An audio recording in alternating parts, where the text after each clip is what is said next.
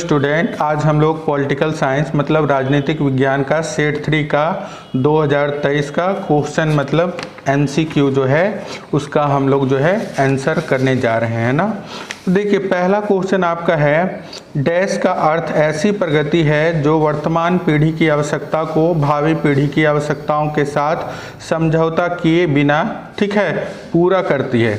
तो इसमें क्या है, आपको जो टिकाऊ विकास है, टिकाऊ विकास ही हमारा क्या है, बिना कोई समझौता किए पूरी मतलब आवश्यकताओं को पूरी करती है ना। दूसरा क्वेश्चन है, देखिए हमारा, इसमें कह रहा है कि निम्नलिखित घटनाओं के, ठीक है, काल क्रम अनुसार व्यवस्थित कीजिए। लाल बहादुर शास्त्री जी प्रधानमंत्री के रूप में नियुक्ति, ताशकंद समझौता, चौथा आम चुनाव, वीवी गिरी का राष्ट्रपति निर्वाचित होना। तो इसमें क्या है, देखो सबसे पहले क्या बने थे, लाल बहादुर। तो इसमें जो है दूसरे का आंसर है आपका पहला ऑप्शन है ना। इसमें लाल बहादुर शास्त्री पहले प्रधानमंत्री बने, फिर ताशकंद समझौता हुआ, चौथा आम चुनाव हुआ, तो दूसरे का पहला आंसर है आपका, है ना। तीसरा सवाल है आपको, भारत और नेपाल के संबंधों के बारे में निम्नलिखित कथनों में से कौन सा कथन सही नहीं है। तो नेपाल सदैव भारत की नीतियों का अनुसरण करता है, ये सही नहीं है। कभी कभी क्या करता है, नेपाल ऑब्जेक्शन भी लगाता है। तीसरे का आपका आंसर डी है ना। अब हम लोग चौथे क्वेश्चन पे जाते हैं, है ना। हम लोग चौथे क्वेश्चन पर जाते हैं और देखते हैं इसमें क्या है। निम्नलिखित में से कौन संयुक्त राष्ट्र संघ का अंग नहीं है। तो WHO जो है वो संयुक्त राष्ट्र का अंग नहीं है। पांचवा क्वेश्चन है आपका, बहुराष्ट्रीय कंपनियों द्वारा विकसित देशों में निवेश करने के मुख्य कारण की पहचान कीजिए। तो अपनी संपत्ति बढ़ाना, वो आधुनिक मुनाफा कमाना, ये आपका ऑप्शन हो जाएगा, ठीक है। अब बात करते हैं, ध्यान देना, जम्मू और कश्मीर से संबंध अनुच्छेद 370 को कब समाप्त किया गया। 9 अगस्त 2019 को प्रधानमंत्री नरेंद्र मोदी ने ये खत्म कर दिया, है ना। तो आपका ऑप्शन 6 का कौन सा हो गया, बोलो, सी ऑप्शन हो गया, है ना। निम्नलिखित में से किस विकासात्मक मॉडल के भारत में सबसे कम समर्थक थे। तो संयुक्त राज्य अमेरिका का पूंजीवाद मॉडल का समर्थक भारत में बहुत कम थे। तो 7 का आपका आंसर सी हो गया, है ना। अब बात करते हैं हम लोग क्वेश्चन 8 की। 1990 के दशक में संवैधानिक राजतंत्र के दौरान नेपाल की राजनीतिक पार्टियां और आम जनता आधुनिक, खुली और उत्तरदायी शासन प्रणाली चाहते थे। ये आपका अभिकथन है और कारण दिया हुआ है आपको, राजा सेना की सहायता से सरकार पर पूर्ण नियंत्रण बनाए हुए थे और उसने नेपाल लोकतंत्र के विस्तार को प्रतिबंधित किया। तो इसमें आपको एसर्शन मतलब अभिकथन और कारण दोनों सही है और दोनों एक दूसरे का व्याख्या करते हैं। तो आपका ऑप्शन ए आंसर हो जाएगा क्वेश्चन नंबर 9। अभिकथन आपको दिया हुआ है, संयुक्त राष्ट्र से आशा की जाती है कि वह एक ध्रुवीय विश्व में बेहतर काम कर पाएगा, और इसका जो कारण है आपको, सोवियत संघ के विघटन के बाद कई नए देश संयुक्त राष्ट्र के सदस्य बने। तो दोनों एक दूसरे का व्याख्या करते हैं। तो आपका क्वेश्चन नंबर 9 का जो आंसर हो जाएगा वो हो जाएगा ए।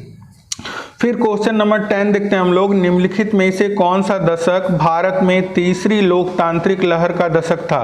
तो 1990 का जो समय था वो भारत में तीसरी लोकतांत्रिक लहर का दशक था। तो आपका 10 का आंसर क्या हो गया, सी। अब कह रहा है, ध्यान देना, अगला 11 नंबर क्वेश्चन कह रहा है, निम्नलिखित में से कौन नागालैंड का एक नेता था। तो अंगमी जापू फिजो जो है नागालैंड का एक नेता था। तो 11 का आंसर हो गया आपको बी। अब है, निम्नलिखित में से कौन सा एक नीति आयोग का उद्देश्य नहीं है। तो देखो ध्यान देना, विकास कार्यक्रम के लिए धन की व्यवस्था करना ये नीति आयोग का काम नहीं होता है। तो आपका 12 का क्वेश्चन ऑप्शन कौन सा हो गया, बोलो, सी, है ना। अब बात करते हैं हम लोग क्वेश्चन नंबर 13 का, है ना। तो क्वेश्चन नंबर 13 जो है आपको 2 नंबर के सवाल हैं। आप अगर चाहेंगे तो इसका वीडियो जो है हम 9 तक अपलोड कर देंगे, है ना। अब आगे चलते हैं हम लोग, रुक जाओ, चलो अब हम 24वें नंबर क्वेश्चन को डिस्कस करेंगे। इसमें ये ध्यान से देखना, आपको एक कार्टून दिखाया गया है और इसी के आधार पर आपको क्वेश्चन का आंसर करना है। कार्टून में दिखाया गया है कि सैनिक निम्नलिखित में से किस देश से संबंधित हैं। तो आपको देखो ये सैनिक जो है कहाँ से मतलब बिलोंग करता है, वो संयुक्त राज्य अमेरिका से बिलोंग करता है। फिर देखो ध्यान देना, आगे है इसका क्वेश्चन नंबर 24 का सेकेंड पार्ट। किस वर्ष इराक पर ऑपरेशन इराकी फ्रीडम के कूट नाम से आक्रमण किया गया। तो 2003 में, है ना, 2003 में इराक पर आक्रमण किया गया था अमेरिका के द्वारा ऑपरेशन इराकी फ्रीडम के नाम से। तो आपको सेकेंड पार्ट का आंसर हो गया सी। कार्टून में दिखाए गए देशों में से निम्नलिखित में से कौन सा देश एक खाड़ी, ठीक है, खाड़ी का देश है। तो ईरान जो है खाड़ी का देश है। चौथे नंबर का आंसर होगा, आपको देखो, प्रथम खाड़ी युद्ध को निम्नलिखित में से किस एक अन्य नाम से जाना जाता है। तो कंप्यूटर वार, प्रथम खाड़ी युद्ध कंप्यूटर वार के नाम से जाना जाता है। अब आगे बात करते हैं हम लोग क्वेश्चन नंबर, है ना, क्वेश्चन नंबर 25 की। तो इसमें आपको गद्यांश दिया हुआ है, इसको ध्यानपूर्वक पढ़ेंगे और इसका आंसर देने की कोशिश करेंगे। तो हम लोगों ने पहले से पढ़ रखा है इसको, है ना।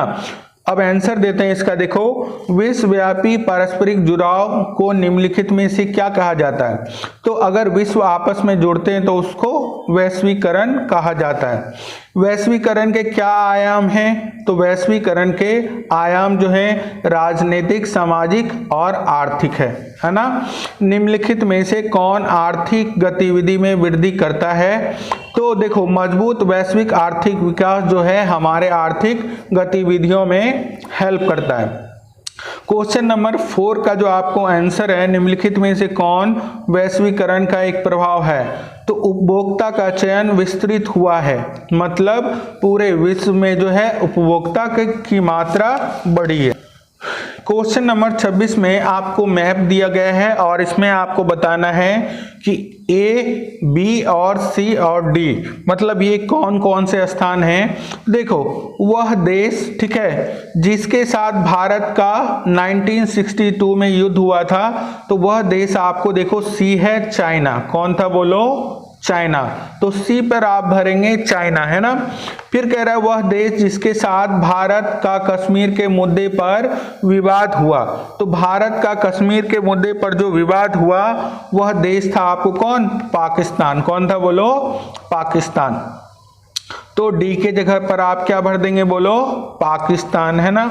फिर कह रहा है वह देश जो 1971 के युद्ध में के बाद अस्तित्व में आया। तो बांग्लादेश, आपको मालूम है कि बांग्लादेश जो है पाकिस्तान से अलग होकर के बना था, है ना। तो ए के जगह पर आपको क्या हो जाएगा बोलो, बांग्लादेश, है ना। तो ए के जगह पर आप बांग्लादेश भरेंगे, है ना। उसके बाद है, देखो ध्यान देना, चौथा, वह भारतीय राज्य जो चीन के साथ सीमा साझा करता है। तो चीन के साथ सीमा साझा करने वाला भारतीय राज्य है अरुणाचल, ठीक है, प्रदेश।